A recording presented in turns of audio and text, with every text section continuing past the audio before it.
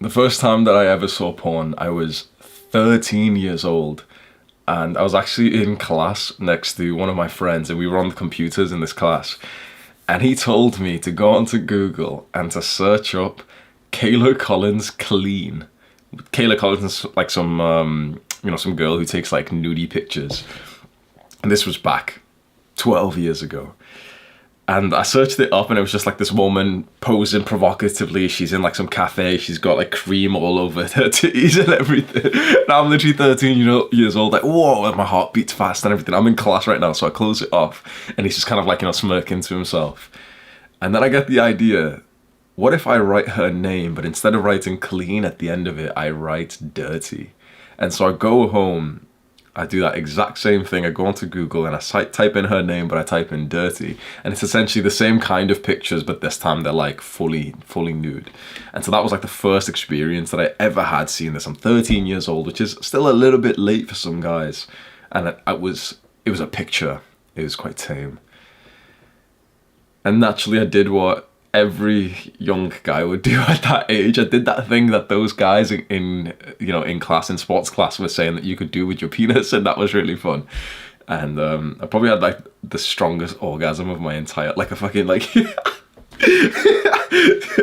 So I started jacking off right every single day after this, and at first it was very like tame porn. So I used to have a PSP, and I used to go onto Google on there, and I'd search for some like interesting stuff. I'd search for like girls in sexy Santa costumes, and I'd just be jacking off to that. And then eventually, there was a big jump, right? I went from that, and I swear to God, I went from that, and I ended up finding the glory hole niche of like, which is like a really dirty niche of like people will be in a bathroom and then they'll just cut a hole there so like some big dick can like come through the side, and some girl will be like doing shit to that. So I went through like a big jump, but then I kind of like gravitated back from that, and then went through a lot of the normal progression of like, then I'm watching lesbian porn and stuff, or I'm watching like, mostly it was like pictures at first for a long time, then it was like tame videos, then it was like kind of normal videos, then it levels up, and before you know it, it's 3 times before I've even gotten out of bed. I'm a young man, I'm 17 now, I'm 18. I'm waking up, I'm not getting out of bed, I'm not doing anything productive, I'm not like, rushing to go fulfill my mission or my purpose, or to achieve some goals, or to help my family, or to build myself. I'm waking up, and the first thing that I'm doing is grabbing my phone and going onto Pornhub and jacking off. Finishing, lying around, scrolling through Reddit and stuff, and then doing it again. And then again. I still remember the first time that I jacked off 3 times, like in one go. It must have taken me like hours to, like you finish and then you wait a little bit and everything. I remember how like fucking dirty and sweaty that I felt afterwards. It's like it's this shame that, when I went downstairs to make breakfast or something, my family's there, you just feel like a goblin, like you feel like this fucking like gremlin. It's with shame that they control you and make you weak. And so it was around this time that NoFap started to come about online. Like, people openly started to speak like this, as I am to you today. It was around this time when I was 17, 18 years old, that for the first time in my life, I actually started to see a lot of people start opening up about their porn addiction, about getting onto NoFap and everything. And so I got onto NoFap in 2015, something like that. And it really did change my life forever. I struggled heavily, right? So exactly what happened was, I'm watching all these videos online, and they're saying about NoFap and all these benefits, and girls will smell the retention on you and all this, right? And it sounds awesome. And the truth is, like, I knew that I needed it. And I think most guys actually know this. Most guys know that they need this shit. So, okay, I'm on NoFap, age 18. I'm on NoFap. I'm going to do NoFap. I'm going to get to 90 days, and then I'm probably just not going to fap again because it's for losers. 24 hours later, I'm fapping.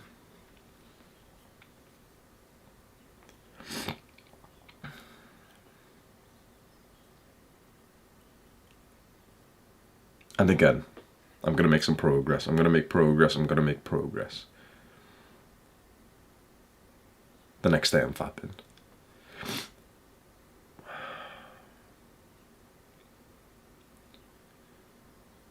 Being stuck in this cycle where you have no control over your sexual impulses,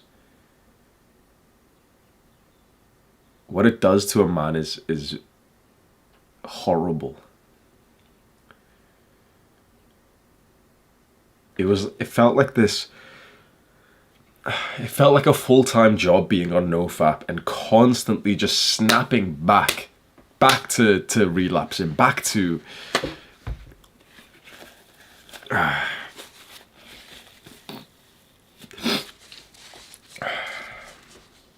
back to failure, back to struggle.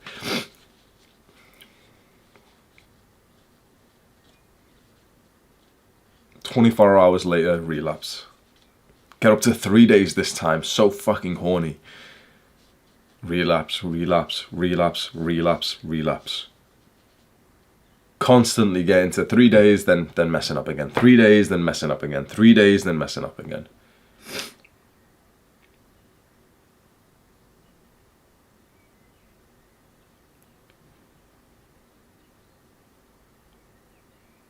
And that's when I started to realize the truth of this, and that's when I started to realize how to actually do NoFap properly and how to go about your porn addiction.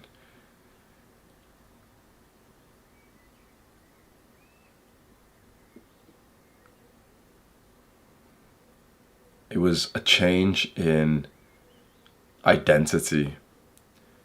I stopped seeing myself as the guy who's trying to quit porn. I stopped seeing myself as the guy on NoFap. And I started instead to just see myself, it sounds cringe as fuck, but I was 18, to see myself as the alpha male who fucks the girls instead of the beta male who just jacks off his dick.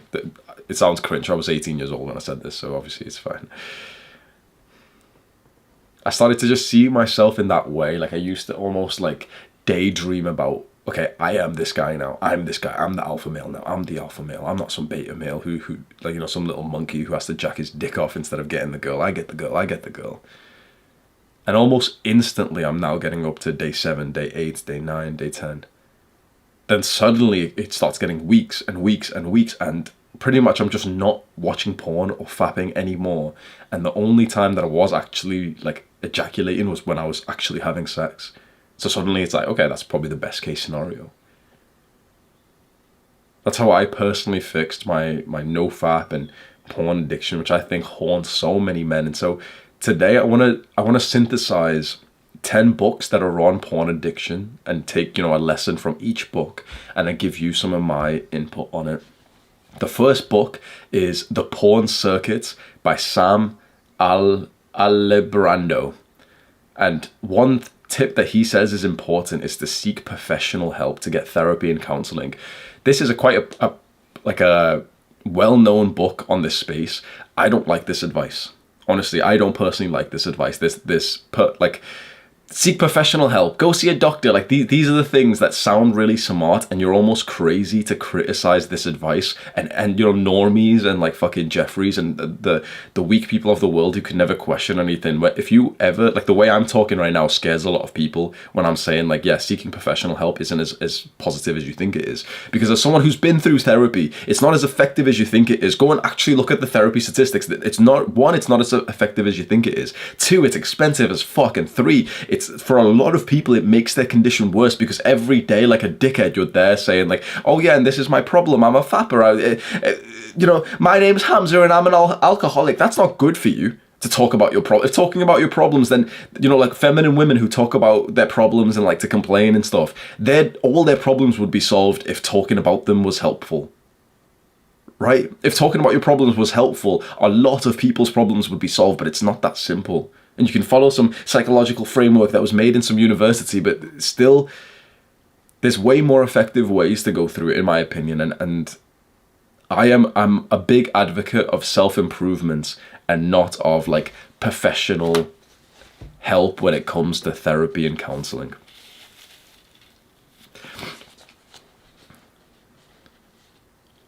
I know this is going to seem a bit backwards and a lot of people won't understand this, but chances are if you're watching my video, you will. I think sometimes you need to endure the pain. Sometimes you can't just hope for this easy way out thinking, yeah, I'll just go take some medication. Yeah, I'll just go to therapy. Yeah, I'll just go to see a doctor. Sometimes you need to, Winston Churchill says this, if you find yourself going through hell, keep going.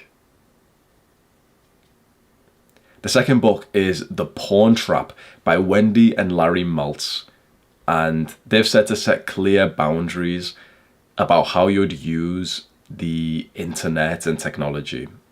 And this is actually relevant to me. So when I was trying to first get onto NoFap and stop watching porn, and I kept on relapsing every day, 22 days or something. The big mistake that I made, which you might be making, right? I changed nothing apart from like the goal of wanting to not to fap, right? I changed nothing else. I just thought to myself, yeah, I'm on NoFap now. Yeah. Okay, so I'm not going to fap anymore, yeah? I'm not going to watch porn anymore, right? But I didn't change anything else. So guess at what time I kept on relapsing. First thing in the morning, because I didn't change my habits. I'd grab my my phone straight, and I'm not gonna watch porn. I'm just gonna scroll down Reddit, and usually there's porn in there. But I'm not gonna watch it. I'm literally in the environment where I fap. I'm using like the device that I use, the internet, social media platform, and everything. I'm just scrolling, and there's the first post. Like I just click on it randomly, like without even thinking about it. You click on it. Okay, there's a pair of titties. Now I'm horny. I didn't actually set boundaries for a while. I struggled like this. I just kept on relapsing, and it took me a while to realize this. That you need to actually think of some kind of restrictions you can place on yourself, or like just restriction sounds too negative, but like more of a boundary that you can place on your habits so that you don't actually end up in the exact scenario where you keep fapping. So for me, it was when I was lying down all underneath my covers, nice and warm and in comfort, scrolling on Reddit, which would eventually lead to like porn. That's like, come on, that's a recipe for disaster. It didn't occur to me that I needed to set some kind of boundary to think, yeah, that's fucking stupid to keep doing this habit if I'm going to keep on, if I'm going to stay on NoFap. You need to figure out right now, what is some kind of boundary that you can place on your devices on the internet? Because think about it, you only have a porn addiction because of the internet, right? You only have one because of that. It's very unlikely that you're going through like your dad's old magazines right now. It's very unlikely that you're actually going to the store to buy some VHS tapes, right? So it's literally, your porn addiction is literally coming from like one or two devices, your computer or your phone, right? So we need to set some kind of boundaries for that. Now, a lot of people recommend to get porn blockers and to get the website blockers, and for some people that seems to work to a nice level. I'd never liked that idea because I had downloaded, I followed the craze. I download the porn blocker. Oh, you can't go to Pornhub.com. Oh wow, it's blocked me from going to Pornhub.com. Oh man, if there was only 100 million other porn sites that I could go to. Oh, it's blocked all of the porn sites. Oh man, if there was only 20 different social media sites that I could go to that has porn. I don't think blocking it and stopping yourself from being able to go there is, like, in this kind of way, it's kind of like just putting a blindfold over your eye. I think the better way is for you to like set a psychological boundary, not some kind of technological one. Because we should use technology to make our life easy. Okay, sweet. But I think a lot more power comes in the psychological boundary that you can place on yourself. And you say these words to yourself like, I'm not going to go on this app anymore. I don't need this app, which, TikTok, which is where I end up fapping. I'm not going to put myself physically in that environment where I usually do fap. So I'm not going to just go sit in the toilet, just scrolling, pretending to have a shit, just scrolling and scrolling, because that's when I usually fap. Or I'm not just going to go lie down in the middle of the day like some depressed little fucking goblin anymore, because I'm not like that. I'm just going to have a boundary. I'm not going to do that anymore. Your Brain on Porn by Gary Wilson is a really famous book, and this is one that a lot of people speak about. And he talks about finding healthier ways to cope. So there's a chapter in this where he pretty much just says, like, get onto self-improvement instead of watching porn and fapping. Find healthier ways to cope. I don't really like the word cope because it means that, we're it's something to cope with. It's something that we're struggling with. It's something that we need. There's a lack when we're not watching porn. There's a lack when we're not fapping or something, which I don't like that thinking. And so I think find like healthier outlets for your energy and also find healthier habits. So your day should be 100% productive. This is like, you want to know, honestly, the brutal fact, honestly, which pisses a lot of people off. You want to quit porn, you want to quit fapping, you want to get all the success that you want to build yourself up to be attractive, make money, get girls. You want to know all, like, really the fucking real secret to this, bro? Have a day that's 100% productive.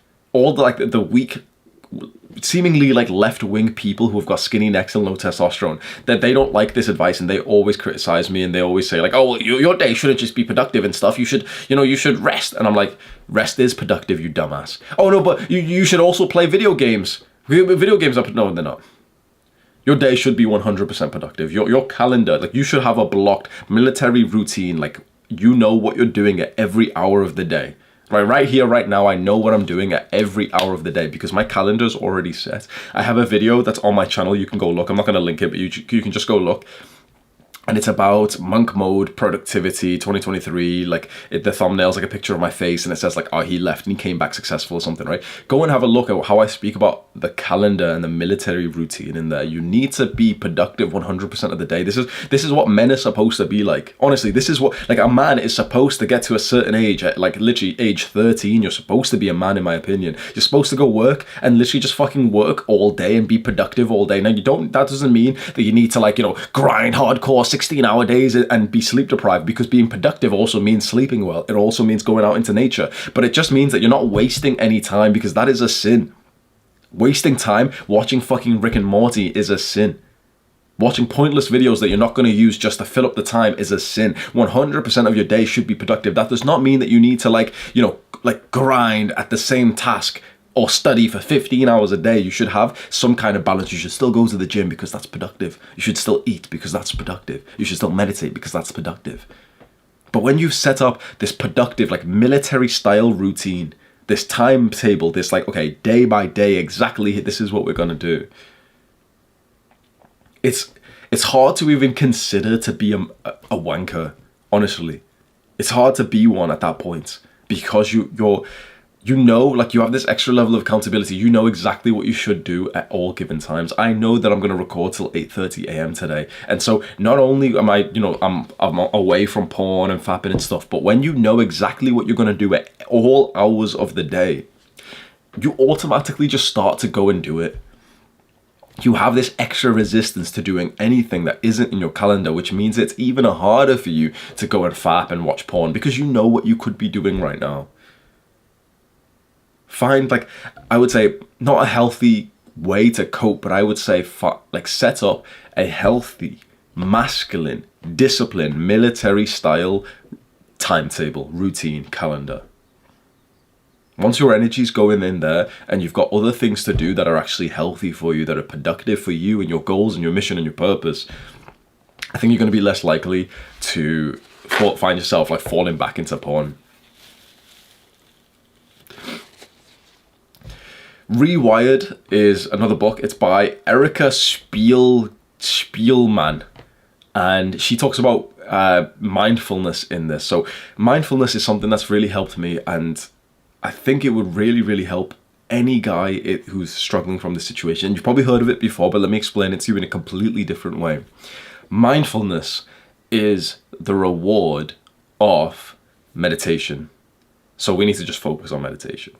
Meditation, there's hundreds of thousands of different ways to meditate, but I'm just going to teach you the one that you probably care about the most, which is going to help you with addictions, with porn. It's going to make you more successful, more focused, and have like negative thoughts, right?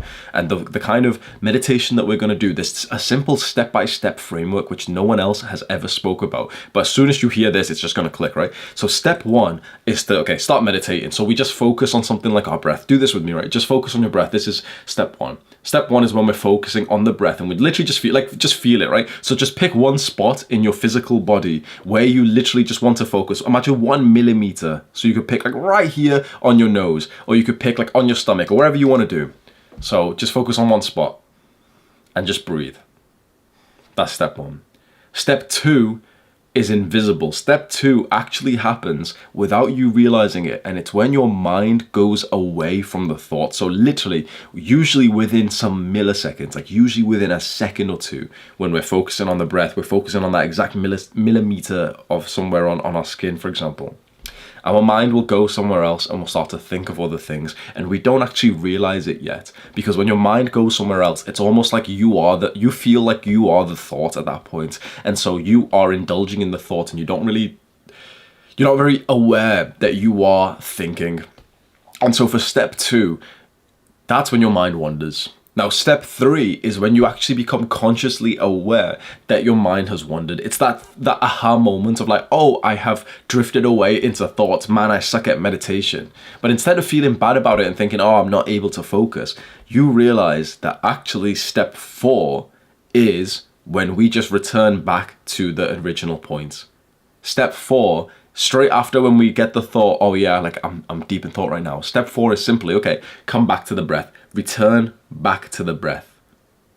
This bit here, returning back to the breath, that's like 1 rep, that's 1 push-up, that's 1 bicep curl for the brain. This is the process. You need to go through this. A lot of guys try and meditate and then get upset when they can't be focused, but you need to go through this. And the better you get in meditation, the faster that you'll get 1 rep. You start by focusing on that exact spot somewhere in your body and just feel your breath. Within literally a few seconds, you don't even realize it just yet. Obviously, we're very aware that we're doing this, but within a few seconds, your mind will just wander. Then you'll realize your mind is wandering. You'll get that moment of like, oh, I was deep in thought. And then all you have to do is just return back to that exact place that you were previously focusing on. And just completing this is 1 rep. Do that 1,000 times. Like complete this 4-step cycle 1,000 times. And you will literally see like a significant difference, of a significant improvement of how mindful you are. And the more mindful you are, the more all of your life gets better. But really, how mindfulness is used to overcome addictions, because it's one of the most effective addiction treatments, is that it kind of feels like it gives you more control over your cravings. So often, like sometimes we get these hard cravings that eventually just wear us down until eventually we just go and do the bad habit, right? Mindfulness, like the more mindful you become, it's like the stronger you get to be able to just ignore those cravings, to be able to just like understand that you don't have to actually submit to the craving, and it just does less to you. So imagine this, right? You have impulses which are usually bad, right? Usually, like most of our impulses are quite negative in the modern day. They're very like, short-term, instant gratification, right? Mindfulness gives you impulse control. So when you want to go and do that thing that's not good for the long term, which is an impulse because you can get it right now, mindfulness helps you with impulse control by pushing what you want further and further away, because you understand that delaying gratification, being patient, going for your long-term goal is better. So literally, we could set up a study. This has been done so many times, but we could set up a study where we just get 2 participants and we just ask them, do you want this chocolate bar? The people who meditate are more likely to say no, because it's not healthy for them. It's simple as that. If you meditate, the reason why it's genuinely a superpower is because you're literally like, it helps your impulse control. If you've ever heard of the term impulse control, that is incredible. Amazing. Alex Hormozi, an author, an entrepreneur and an author I really like, he ended up looking into a bunch of really, really successful people. He's talking about billionaires, right? And he said they've got 3 traits in common. They have a superiority complex, they're very insecure, and they also have impulse control.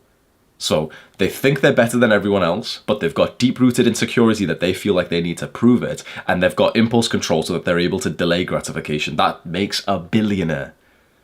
These 2 things are psychological things. That's a different video, but impulse control is 33% of being a billionaire, of being a millionaire, of whatever success that you want. A lot of it's going to come from you literally just choosing to wait for the long-term goal, isn't it, right? It's going to be delayed gratification. Mindfulness is delayed gratification. Mindfulness lets you delay gratification. If there's one major thing that allows you to choose that second marshmallow, it's mindfulness. And so practice mindfulness, start meditating. So there's a free app that you can use, and it's called Medito. And you can also just follow my meditation. It's a video on YouTube. Just search like Hamza 10-minute meditation onto YouTube, where I literally just tell you to breathe alongside me. So it's literally just me every 3 seconds just saying like, breathe, exhale, inhale, exhale. And you just follow along and you like deep breathe with me, and you can follow that. Or you can use the app that I use, which is Medito, Medito. And that's a really, really good app. My lights just like stopped working. This is fucking low budget productions, honestly. I'm here, I've got allergies, I keep like using fucking toilet paper to wipe my allergies on there. So There is then a book, Breaking the Cycle by George Collins, and he spoke about a support system. So having people, like other people who can help you overcome this addiction. This feels cringe, honestly. I don't have the confidence to ask someone in my real life, hi, I've got a porn addiction, can you help me? But this is why I think internet communities are really good, because if you go onto, for example, there's subreddits for this, there's online blogs for this, there's Discord, like I've got a big Discord server, you can just find the link somewhere, that's got 200,000 guys in, and there's a page on there for like NoFap and everything. I've got a private community, which is like super fucking expensive, so you probably can't afford it, but in there we'll speak about these things as well, and people get to like actually hop on a video call with me and ask me questions. When you have a support network, when you have like other people who can help you with this, and mostly, honestly, when you can just speak to someone and kind of have someone who's more experienced than you guide you through the thing that you need to do, that becomes really valuable. But I actually genuinely think that, this is going to be controversial as fuck, but honestly, I genuinely think that getting coaching from someone is more valuable than therapy. Therapy is very wishy-washy. We're not going to do any practical shit. It's very feminine, right? Coaching is like, okay, you would tell me what the problem is, and I would sit here and listen to you. And you'd ask me like, and so this is why I'm struggling. I just keep, fapping every 3 days, every time, like I go onto Reddit. Do you think I should stop using Reddit? And a good coach would say, what do you think? And you'd say, yeah, I should probably stop using Reddit because, that's when I stop. I should probably stop using TikTok because that's when I fap. But I've got to use TikTok for my business. Then a good coach would say, is there a way that you can still use TikTok for your business, but you wouldn't be in the vulnerable situation of ending up watching porn? Oh yeah, well, there's this other app where you can't even see any of the content on TikTok, or I can use the TikTok website actually, and you can't even see anything there. I can just upload it there actually. Yeah, I can try that from now on, like that. When you've got like people, especially someone who's multiple steps ahead of you, and you get to ask him for advice, it's like he's already paved the way. He's cleared the jungle already. So all you have to do is just do what he says. And if he's like a good enough coach or mentor, that's fantastic. This is again by this same guy. I fucking love Alex Hormozi, bro. But by this same guy, he is right now the biggest advocator for investing into mentorships and coaching, to spend money. His words is spend aggressively on mentorships, coaching, community, education, all this stuff, right? And I'm not even just bringing this up just because I sell my own stuff here. My stuff's really fucking expensive, so you probably can't afford it. Most people can't afford it, but that's fine because my private community only has like 200 guys in, which means that, okay, we're actually very close to each other. For reference, so my private community at Honest Academy has 200 guys. We're close. It's our support system where people can come in and speak about things like porn addiction. My Discord community has 200,000 guys. We're not close in there. It's just like a big fucking global platform. So that's why I genuinely think if you've got the money for it right now, you should look for like some kind of porn community. And I'm not even just saying mine. Mine isn't really specifically about porn. Mine's just like self-improvement for men. Come meet me in person, hop on video calls with me and stuff. But I'm sure that there's going to be, I've not joined any, but I'm sure there's going to be like some actual like quitting porn, communities, mentorships, coaching.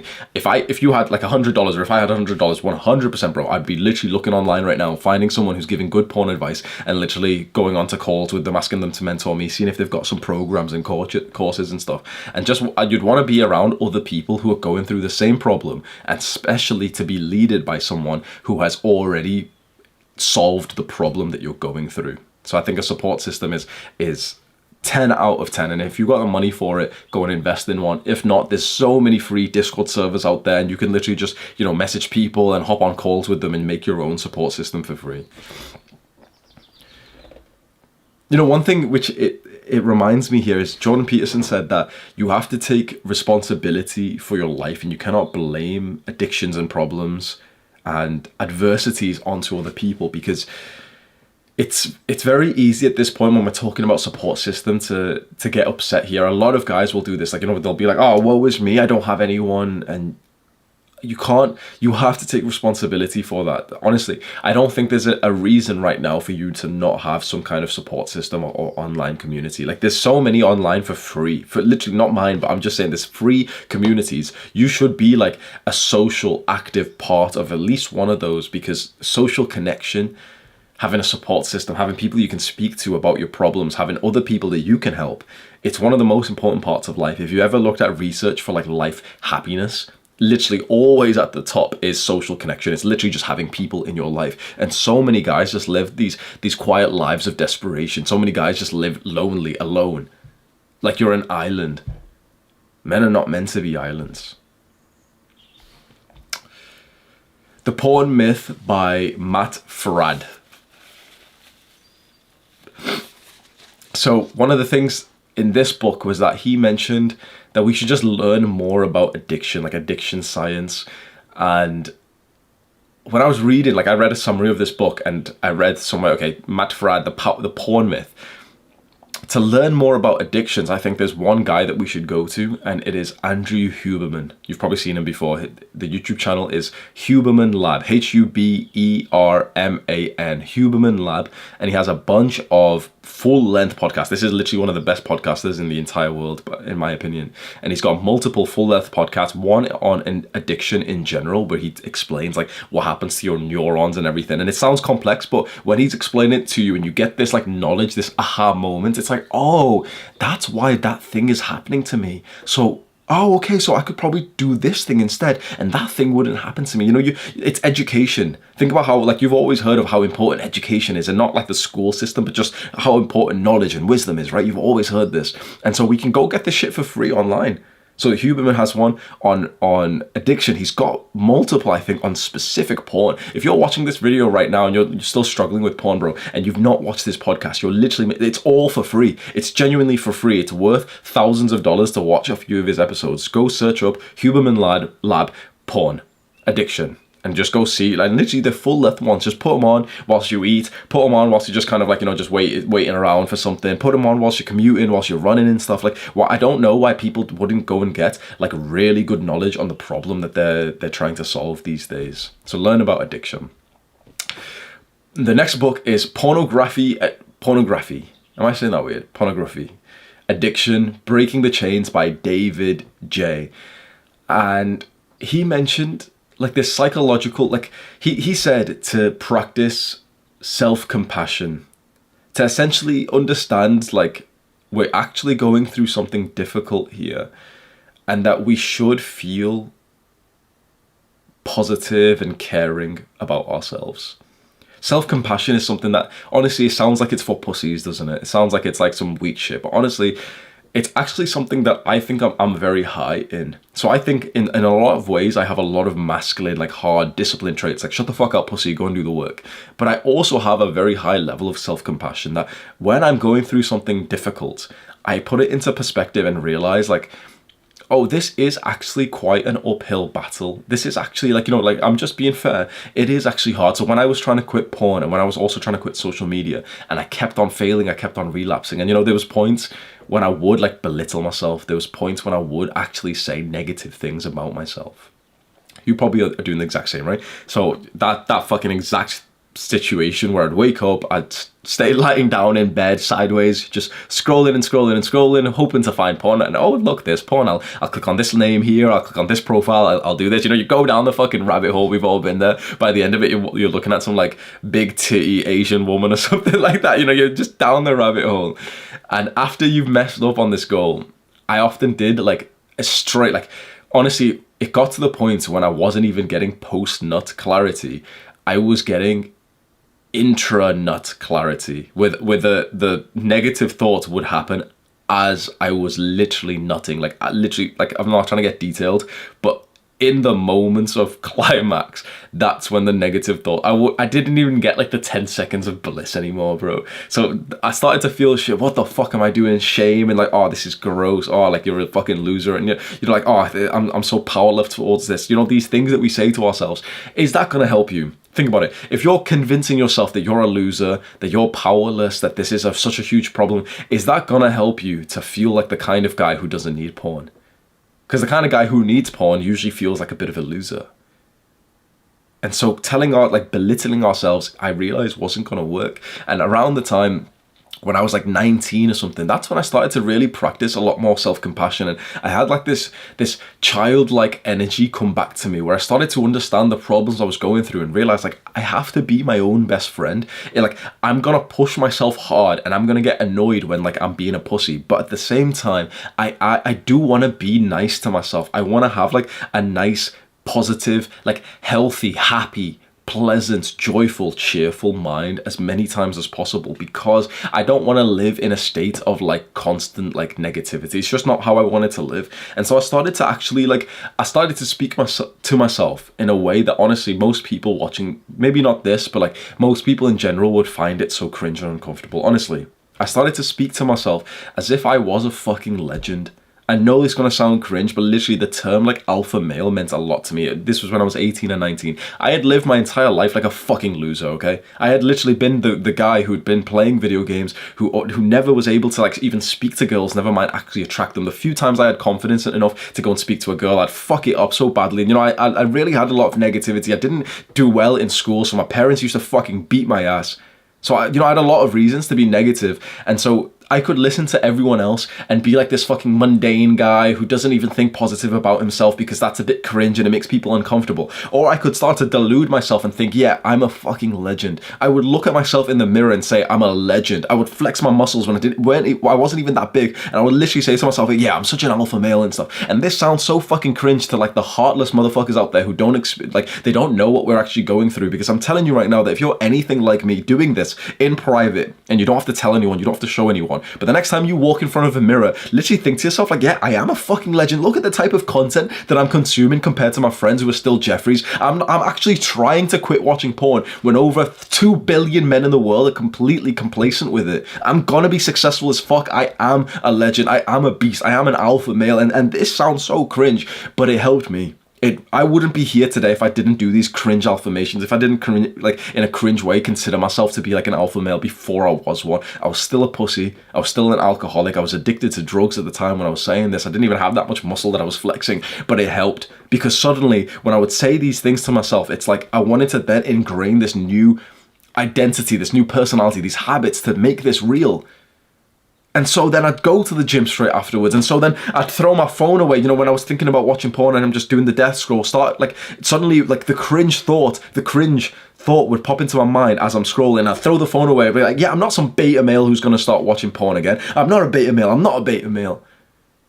And it helped. I never told anyone I was thinking about these things up until I started this YouTube channel. And I'm past doing that now because I've just, it's a part of my personality. I am who I am now. And I've already made fantastic progress. But I'm telling you right now, if I listened to all these pussies who are telling you that this is cringe, that you shouldn't talk highly of yourself, that you should just belittle yourself, that if you talk about your successes, that's a bad thing, you're egotistical. The amount of people who've called me egotistical, arrogant, narcissist, and they're all still fucking losers.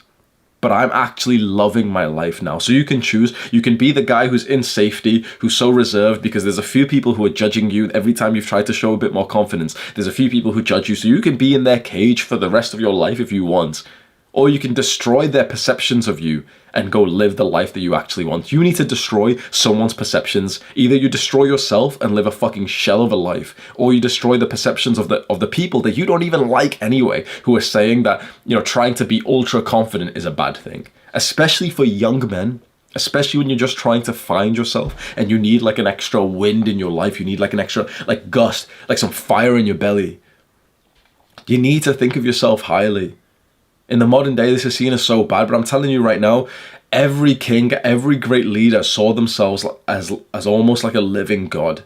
Every single one. You don't get to a place of superiority without this bell curve of we can say ego. You need to get to the top of this bell curve of literally, saying I'm the best, I'm the greatest ever. Bro, go watch any fucking athlete that you look up to. There's gonna be a period you can watch in their interviews where they're literally saying I'm the best ever, I'm the greatest. God put me on this earth to win this sport. Every single one of them, every great leader, every conqueror has been at the top of this bell curve of self-compassion to a level that's narcissistic. And then once you start to get, because that's what causes the success, right? That's that feeling of superiority that Alex Hormozi talks about. That's what causes the success. It's this arrogant self-belief that you deserve more, so I will get there, because that causes this weird feeling where you're like, wait, I'm not there just yet, and there's extra tension, so you get there eventually. And so every guy goes to the top of this bell curve, and then you start to get the success that you wanted all this time, and then you kind of level off, and you don't really need to use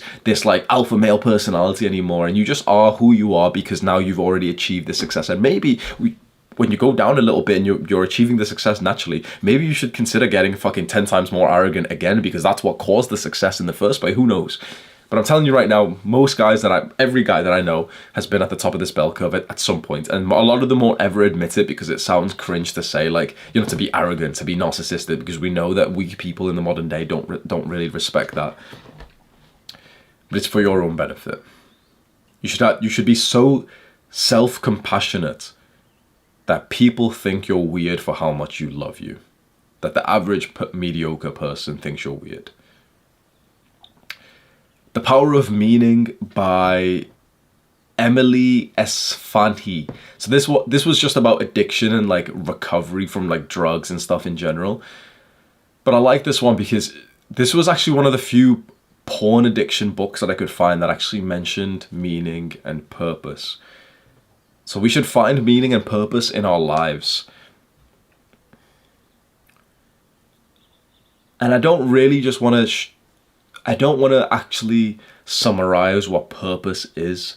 I recorded a 1.5 hour video where I explained purpose. It's on my channel. I can't be bothered to link it or anything, but it's on my channel, and it's just called How Purpose Works, Full Guide to Purpose, something like that. You can literally just go search onto YouTube, Hamza Purpose, and they'll pop up. And I highly recommend you watch that. I spent quite a while. I spent about a week preparing my thoughts for that video. And if you've ever heard of the term before, like purpose, and you've heard it with guys in my niche, in my area, you probably are interested, and it probably would help you. When you find your purpose, things start to align in a very, very nice way. The Porn Addiction Cure by Joshua Shea. He said, create healthy habits. And so this is similar to what we were talking about before with the healthier ways to cope. I think we can just merge these two. But create healthy habits, literally just, set up the day, like I said, with the military timetable. And if you're interested in that, when I was talking before about the military timetable, the calendar and everything, that's the monk mode video that I recently posted on my channel. So you can go have a look at that. So we'll skip this one. But what I will say is one thing that I learned from Atomic Habits by James Clear was that perhaps one of the best ways to actually get rid of a bad habit, so porn and fapping is a bad habit, one of the best ways to get rid of it is to simply just replace it, not like just get rid of it. I try to get rid of my porn addiction, right? My fapping addiction. I tried to get rid of it without replacing it with anything. And so I found myself in the exact, literally imagine that, right? Imagine the guy who's trying to quit porn, but he's lying down underneath his covers and scrolling on the exact social media that he usually jacks off to. It's not going to work, is it? So I tried to get rid of the bad habit without implementing a new one. And it was interesting that actually when I started to go to the gym in the mornings, so first thing in the morning, I'd wake up, I'd poop, I'd brush my teeth, and I'd go train fasted, right? When I started to do that, and so obviously I wasn't going to spend time lying down in bed because I just wanted to wake up and go work out, I stopped fapping anywhere near as much. Replace the bad habits for the good one. So think about right now, what is like the habit, the often time that you fap? Maybe it's a specific time, it's a specific area, it's the apps that you use, it's a specific feeling. That's a habit, right? Replace that habit with something. For me, it was easy because I usually would wake up and fap. And so all I had to do was just wake up and go to the gym instead. For you, let's say if you end up fapping at like 6 p.m., differently, there's going to be something that's consistent, something that's habitual. Maybe it's the feeling that you get, maybe it's the thought, maybe it's some kind of trigger that you're on YouTube and you see this thumbnail, or you go onto social media, you're just scrolling and scrolling and scrolling. Oh, there's a girl doing a little fucking TikTok dance or something, and that's what ends up triggering you. See what the habit is and see if you can replace it with something that's healthier, especially if you can do it at the same time. So a lot of people, for example, they'll fap before they go to bed, and this is really bad for you. You end up staying up late, you end up like fapping with the connection built to sleeping, and so eventually a lot of these guys who always fap before going to bed always end up saying the same thing, like, oh, but I can't fap if I go to bed. If I can't go to bed if I don't fap. And to them, if this is you, just quickly, I've made a video about this actually ages ago, so you can just go search up on YouTube, like Hamza, I can't sleep if I don't fap, something like that. And I end up explaining this specific concept here of like, no, if you've built up the link of like fapping and going to sleep, now you can't go to sleep without fapping, right? But all you really need to do, like, I wouldn't even think about quitting porn anymore, honestly. Because it was only when I stopped thinking about it and I started to just think about the positive habits and then like the good things I wanted to add to my life, that's when I made real progress, honestly. So I think focusing on the negative, focusing on like the fact that, you know, we need to get to day 12 or something, I don't think that's good for you. I really don't. And I've got so many videos on my channel where I've explained this, and I still want every man in the world to know this. I don't think it's good to see yourself as someone who's trying to quit porn. I don't think it's good being a guy who's on nofap. I really don't think it's good for you, because by the nature, think about it, by how you're identifying with yourself, you're literally seeing yourself as a guy who's got a problem that's hard. What we need to do is see ourselves as guys who don't even think about porn or fapping, like it's not even a thing in our lives. Genuinely, I'm telling you right now, I don't get like the thought that I should fap. It's not something that even happens to my brain, because I'm not trying to quit fapping. I just don't do it. It's like, I don't go through the day craving a cigarette, right? You probably don't, right? You don't go through the day craving a cigarette. You don't go through a day craving the next hit of fucking heroin or some shit, right? That's how you, like, you want it to be the same thing, where it's like you don't even get the craving for it. And the way that you do that is by stopping obsessing over the negative habit of like, oh man, I really hope I don't fap again. And like, you know, grabbing a knife and etching what day of no fap you are on your wall or something. Stop the identification with these bad habits and just start focusing entirely on the self-improvement that you wanted to do anyway. So whatever time you usually fap, whatever mood you're in, whatever, like, you know, the environment's like, change it so that it's something healthy. It can be as simple as like, whenever you feel like fapping, go do 100 push-ups. Go challenge yourself to do 100 push-ups. That's harder than it seems. It's way harder than it seems. You do this, you're going to build up a chest and also quit fapping at the same time. But in my opinion, something better is to do something very consistent throughout the day, like I mentioned with that military routine, so that everything is just set. When your whole day, like, the pussies don't like this advice, but when your whole day is productive, you just have so much less space to actually care about watching porn anyway.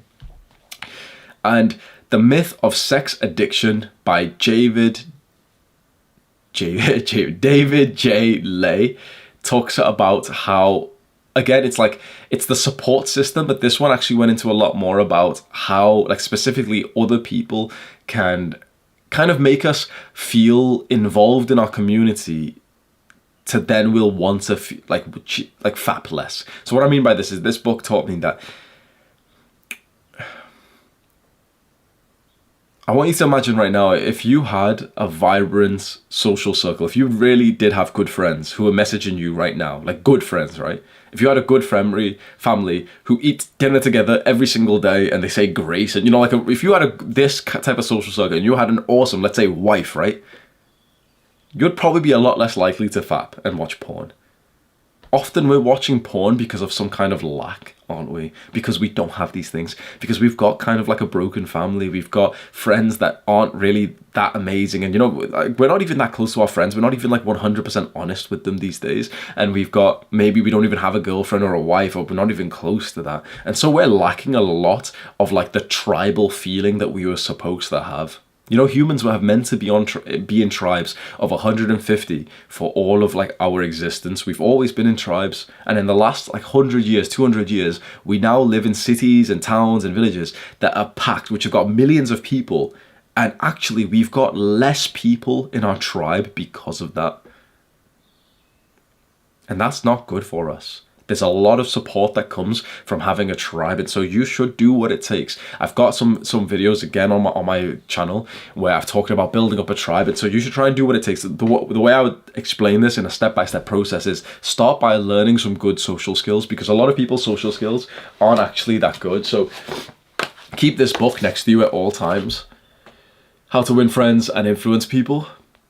Keep it next to you. Go through this book and literally read this book like 50 times during your life, especially when you're next to other people. If you've got a meeting, you've got an interview, you've got, you know, like this social occasion where you're going to meet some friends. Go through this book, How to Win Friends and Influence People by Dale Carnegie. Start to level up your social skills so that you've actually got the skills to, navigate like human relationships in a way that makes people feel heard. And, people like to speak to you when you've got good social skills. So that's like the foundation.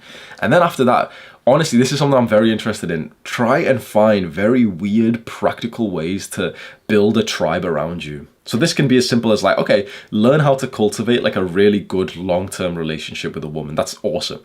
Another one can be to improve your relationship with your family. Another one can be to develop some friends which are really, really close together. Really be honest with them. Develop secure attachments to people. And then like that's like level 2, right? But my brain likes to go extreme. And so what I'm thinking about this on this focus of connection and this tribal feeling is to go to the next level and start to think of some like quite crazy ideas. Like, how do we get that old school, like primal tribe feeling back? We need to live together. We need to meet each other. So I literally get these crazy ideas. Like, what if we all got like a big ass compound? Like we bought out like 500 acres of land and we've got, like a little shop in there. We've got a town and everything. Like what if we make our own town or village is my idea. And it sounds silly, but like my idea was like, okay, we buy out a big plot of land. Everyone's got like houses. We all vet each other. So we make sure that, like we've got a secure attachment. We like each other. We see each other's values. We vet each other's wives and everything. And we build up like our own little village and make it really successful. And so that's like a crazy level idea. But the simple idea to that, which you might not have actually thought of just yet, but I've gotten to the age where this is kind of important, is to start to think, okay, where do you want to live to build your family? Not just, to be a young guy, but to really start to think, okay, when do I want to have children and where do I want to live, raise them, in what country, in what area, what city, what town? And then start to really think, okay, the step-by-step process would be for me to move there, make sure it's all good, have my child there and everything, and then really encourage people who are in my tribe, who I like my family or close friends, for them to get a house in the same town as me. Because previously this wasn't really like, this wasn't reasonable because everyone had jobs that they had to specifically go to. But these days it's like a lot of people are working online, right? So if you've got like I've got a community of guys who all work online. And so really like it's almost like everyone's waiting for me. I'm probably going to be the soonest guy to have children. I'm literally looking around right now to think where's the best place to raise children, and I'm going to get like a house there. I'm going to have like a huge fucking family. I'm going to get loads of dogs and everything. I'm going to have like 10 children, bro. And then once I found the place, it's like when I really vet a guy and I really like his values and I think he'd be good for me, my family, my wife, then I will invite him into the town and I will like help guide him to buy a house nearby me. And obviously we'll like spend all day together. We'll go training in the gym together. And imagine then that, okay, you do that with 5 guys or 5 families with your own family, your own your friends and everything, right? And suddenly it's like you've actually got that old school tribe feeling where you can literally, okay, you've got your own hut, you walk out of your hut and then there's a guy that you actually like and you can like be around. I think that's deeply important. I can imagine that kind of situation. Porn just starts to feel irrelevant. Go click if you're interested in joining my premium community, which is really, really fucking expensive. So don't like get like offended if you're broke or anything. But if you've got a lot of money that you wanted to spend to get closer to me and to get closer to my private community, go click on the top link in the description right now. Do the hard. Oh, my brain's frying, bro. Do the hard work, especially when you don't feel like it. Mwah!